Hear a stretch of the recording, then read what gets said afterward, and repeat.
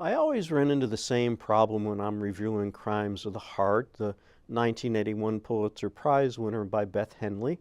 I want to include too much in my plot summary. There are just so many interesting details about the three McGrath sisters of Hazelhurst, Mississippi, details that have a real bearing on the action.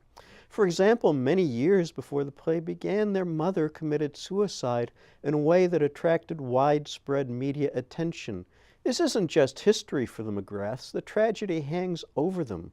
The play begins on the 30th birthday of the oldest sister, Lenny, which no one has remembered. Her modest celebration says a lot about Lenny.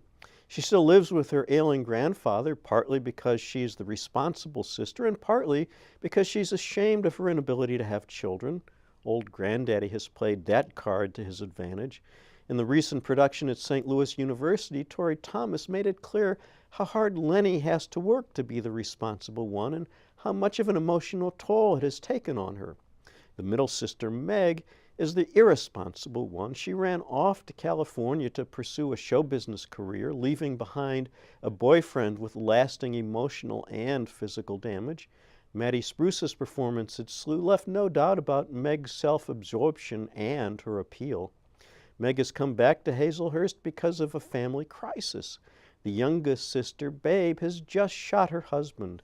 He survived, but she's been arrested. Her prospects don't look good because he's the most powerful lawyer in town.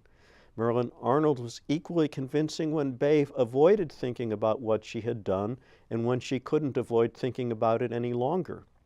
Under Nancy Bell's direction, Thomas, Spruce, and Arnold conveyed the connectedness of the sisters even when they were at odds. The change in atmosphere was striking when the sisters' snooty cousin Chick entered their home. Emily Crawford found the humor in Chick without resorting to caricature. Ross Rubright clearly established the motivation of Babe's earnest young lawyer, Barnett Lloyd, who has a soft spot for Babe and a long-standing grudge against her husband. The hold Meg has on her discarded lover, Doc Porter, was evident in Andy Southern O'Brien's performance. Jim Burwickle's scenic design packed telling detail into a single set for the play, a spacious, very lived-in kitchen with 4 doors, including a staircase to the second floor.